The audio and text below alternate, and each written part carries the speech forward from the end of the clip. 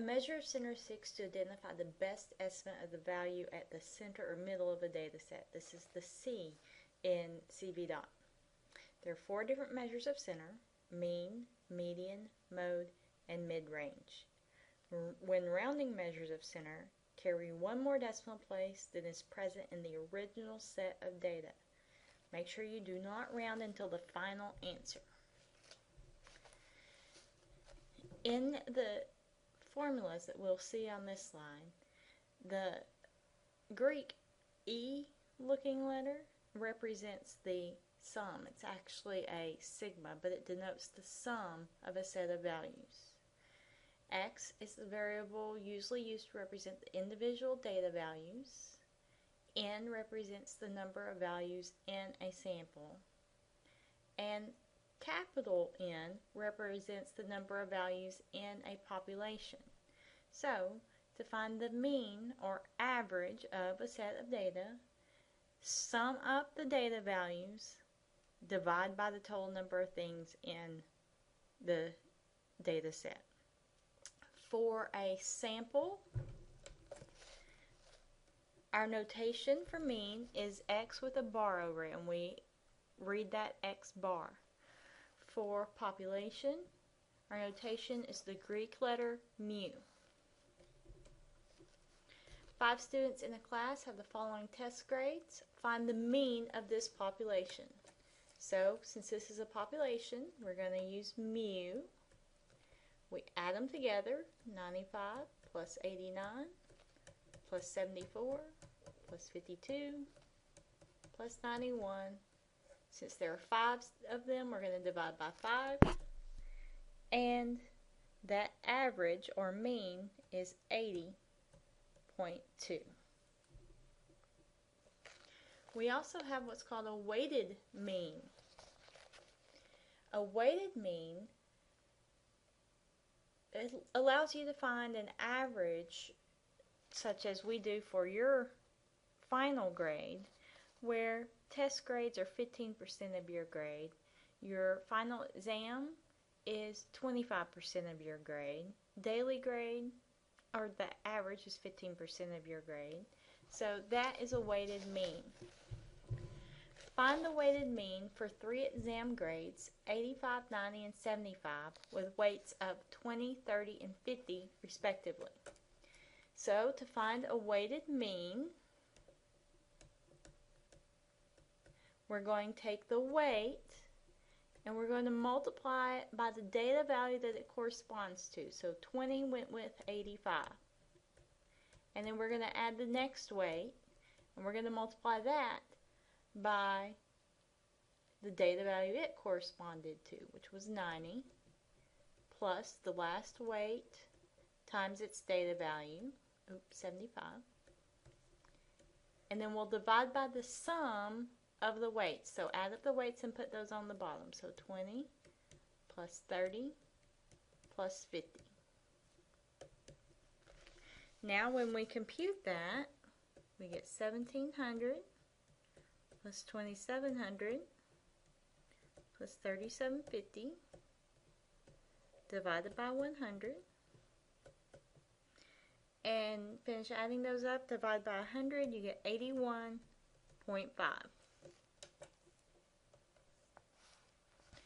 The next measure of center is the median. If the number of data values is odd, the median is the number located in the exact middle. If the number of data values is even, the median is found by computing the 2 middle values, or the mean of those 2 middle values. Now, make sure you sort the data. You must sort the data either from least to greatest or greatest to least in order to find the median. If you pick the middle value the way it's sorted, you're not going to have the correct answer. So, let's sort this least to greatest. 52, 74, 89, 91, 95. We have 5 data values, so that's an odd number of data values. So we go to the middle value, and our median is 89. On the next one we have 6 students, so we're going to have an even number of data values. We still need to sort them. 52, 74, 80, 89, 91, 95. Since we have an even number of data values, it splits evenly, 3 and 3. So our median is right in the middle of those two. We need to find the average of those two values. So we take those two values, 80 and 89, add them together,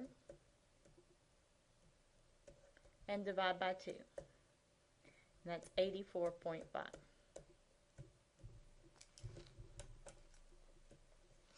To find the mode, we look for the value that occurs the most. A data set can have no mode, it can be bimodal, or it could be multimodal, so it could have more than two. Bimodal would be 2 modes. Example 1, 5 students in the class have the following test grades. Find the mode of the population. Now when the samples are small, looking for mode, you don't necessarily have to list it, but it is always a safer bet to list them least to greatest.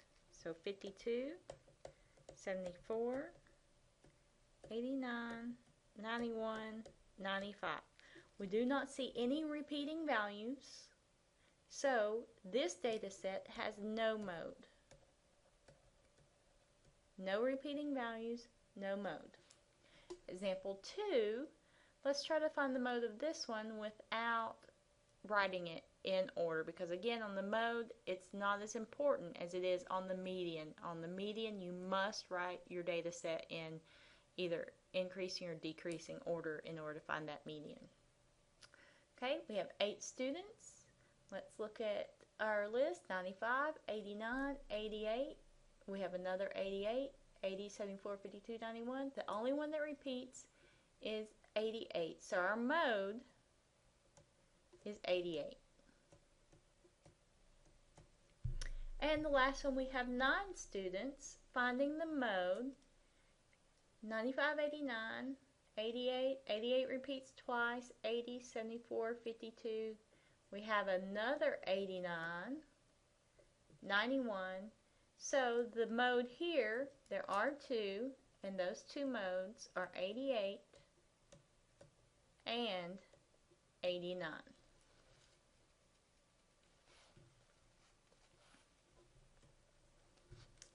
On the mid-range, we need to take the maximum value and the minimum value, add them together, and divide by 2. So we have 5 students with grades 95, 89, 74, 52, and 91. Find the mid-range. There is no abbreviation for mid-range, you just have to write it out. We take the maximum value, which is 95, the minimum value, which is 52, add them together, and divide by 2. And that gives us a mid-range of 73.5. Now that's the last measure of center that we're going to talk about, but we do have a little bit more information.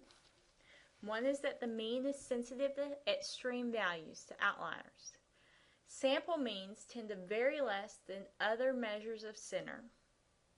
The median is often a good choice if there are extreme values or outliers.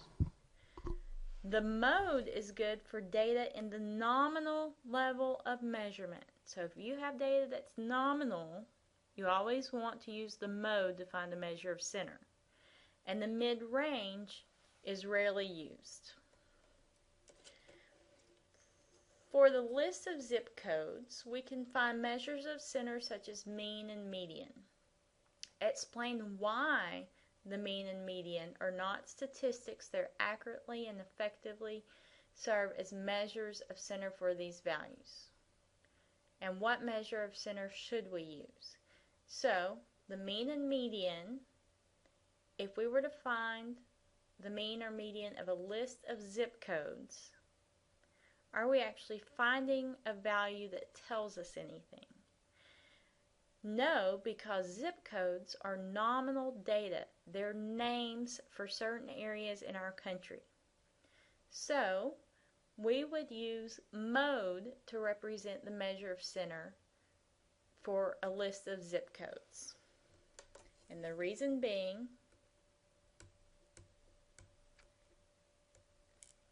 is because the list of zip codes is nominal data.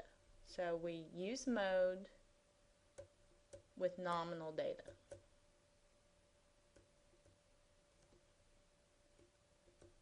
Or named data.